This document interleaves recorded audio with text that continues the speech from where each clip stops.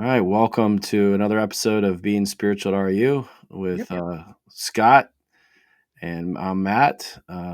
Thanks for joining us. If you could like, subscribe, share, get the word out about this new pod. We're looking forward to this episode and more in the coming year. 2025 is upon us. Uh, Crazy, Hang on for the ride. So yeah.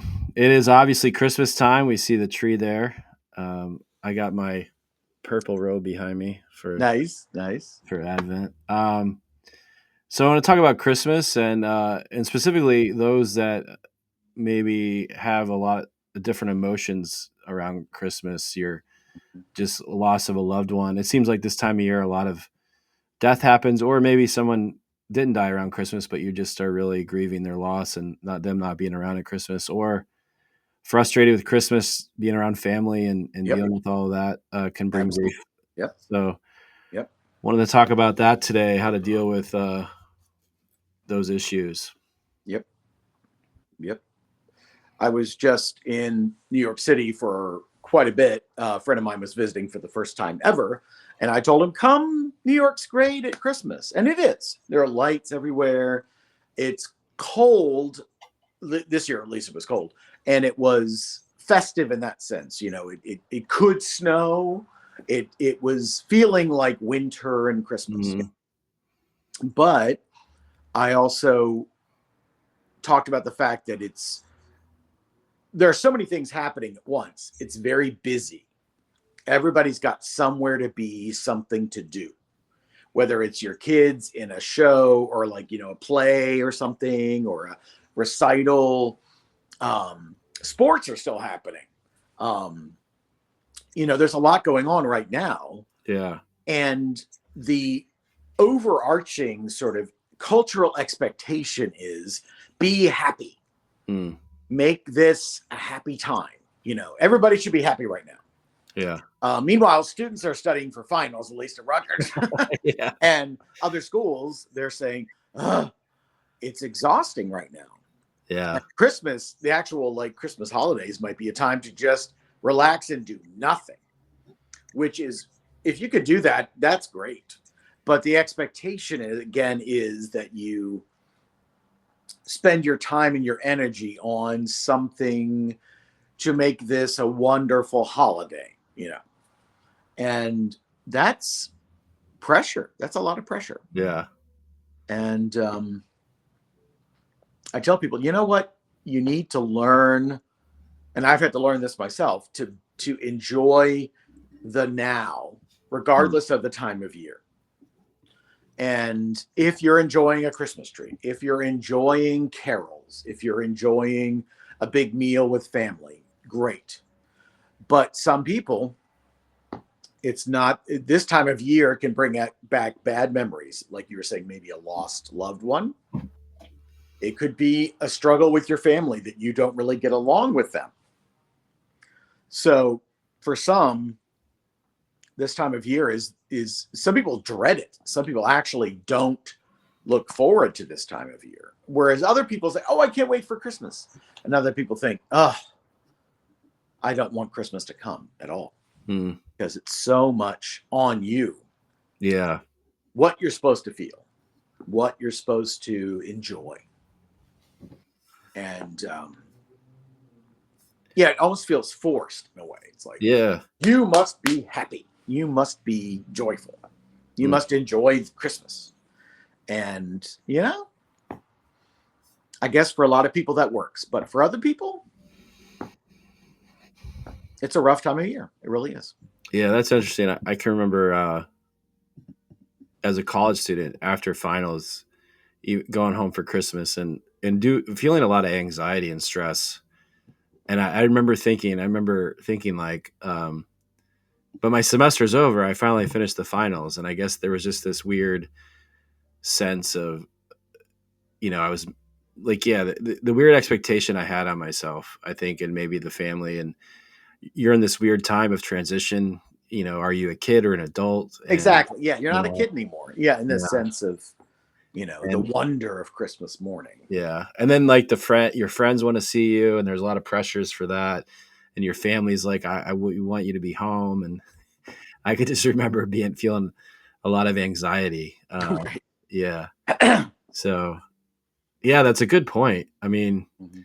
there definitely is grief. And I think before we jumped on, you said a good line. Maybe you said it here and I missed it, but it's okay not to look forward to Christmas and Yeah, not, yeah. right. And to just, some people need to pull back, and just, if you want to contemplate the birth of Christ and the beauty of the meaning of Christmas, and whether it's love, whether it's incarnation, the idea of God becoming a person, there's a lot of beauty in this season.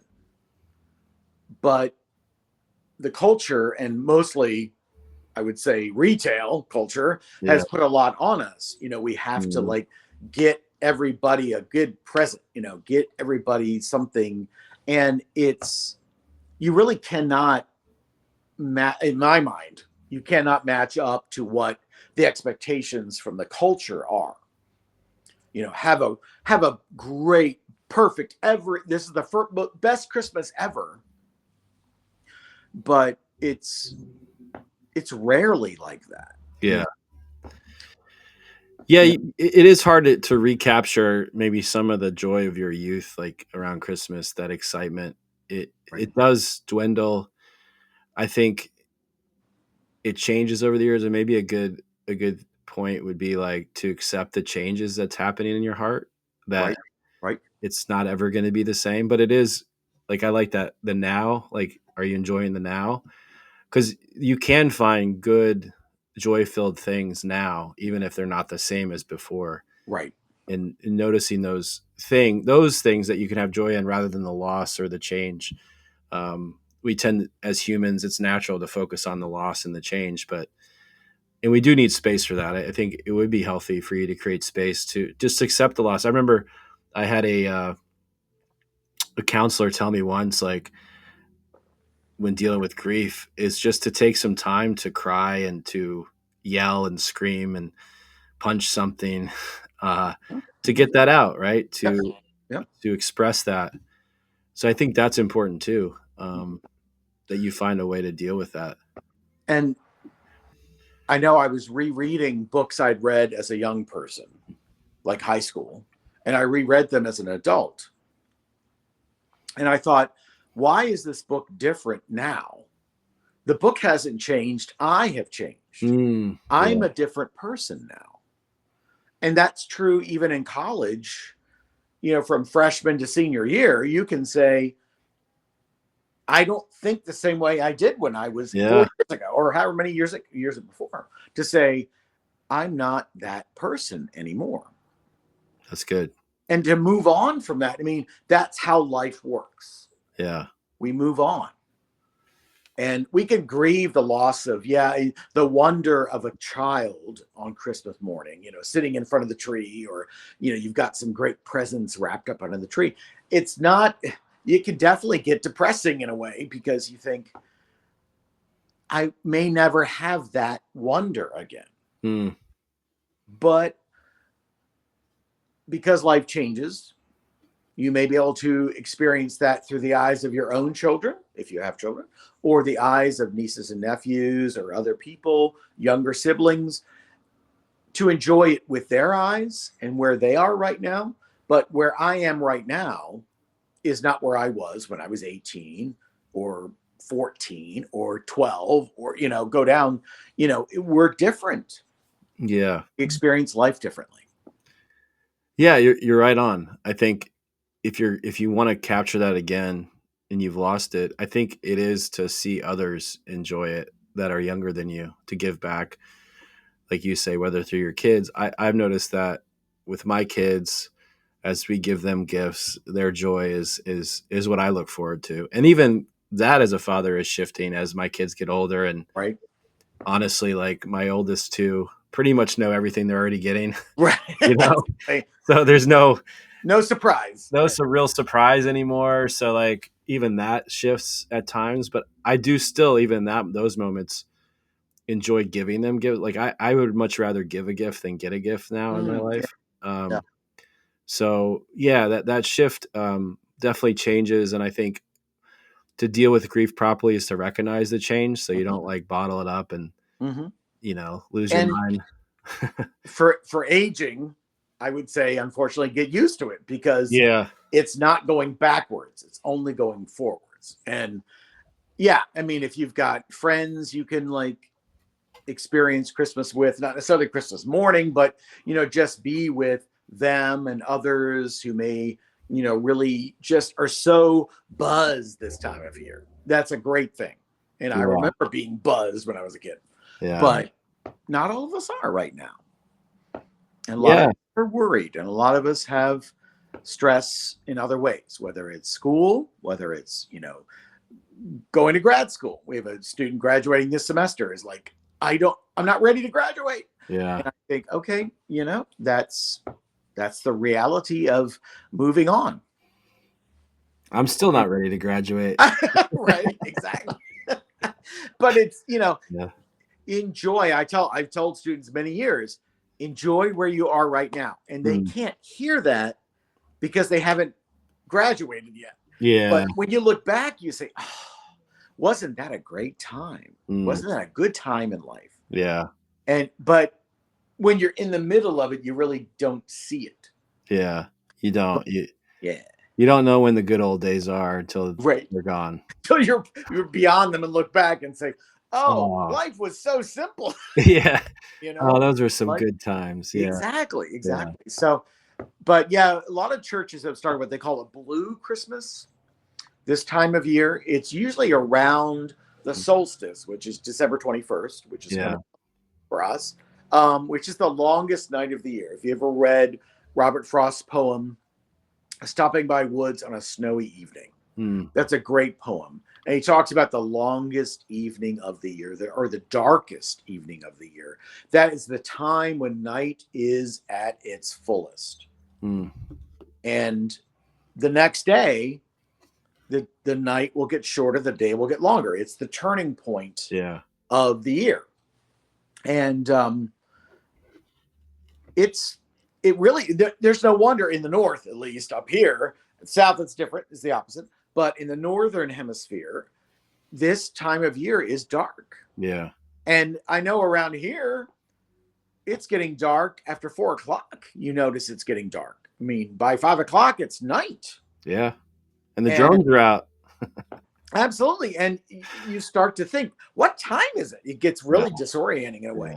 Yeah. And but December 21st, it will start to go back the other way. Mm. Slowly, but surely the days will get longer, the nights will get shorter. So we're in the depth of that Yeah. dark time right now.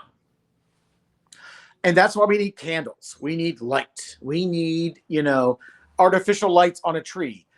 Most cultures have in the north have some festival of light right now, Yeah. whether it's Hanukkah or Diwali, or I mean, there's Yeah. a Kwanzaa, Mm-hmm. candles. All of them have candles. Yep. Light, light. We need light. I got a candle lit now. Perfect. Yeah. That's what we need. We need Yeah. light right now because it's dark right now. And once upon a time, we didn't have the option of, even candles way back when. You had, a fire. That was Yeah. it. Yeah. And this time of year is scary in a way because it's dark and it's cold in the north. And the idea of starvation is not so far away. It's a dark time. But the hope of, we would say, of the solstice, but also we would say of Christmas, is the return of the light, the Mm. return of the hope of what is coming for us in terms of, from a Christian perspective, God's will. And we know that Easter is coming and everything, the good is coming. Yeah. But for right now, in this dark, dark time, the birth of Jesus is this point of hope, this point of light Yeah. in the middle of darkness.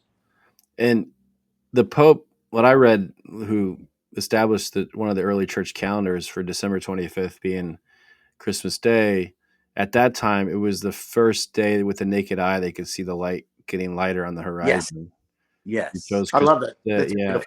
That's Yeah. beautiful. Just the idea it's not some abstract, like, scientific thing. You Yeah. experience it. You say, Yeah. wow, this is a moment where the days are getting longer. Yeah. More light, more More light. light. Yeah. Mhm. Yeah. It's beautiful imagery. Yeah.